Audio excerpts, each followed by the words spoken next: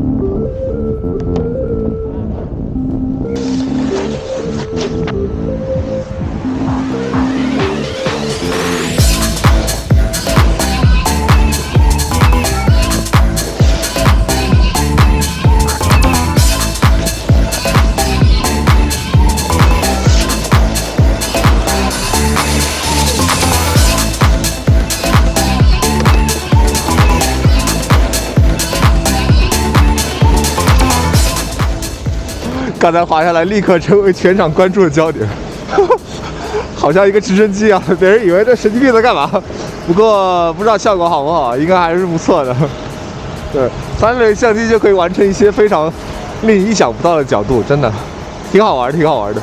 我一般的话 ，GoPro 的话，我一般就是要么就是自拍杆自拍要么就是咬在嘴里，然后进行这个第一人称拍摄。但是呢，咬在嘴里的那个角度啊，我觉得不够广角，对，还可以更广角一点啊。如果用上360的话，那就是无限广了哈。大家可以比较一下效果，还是非常牛逼的。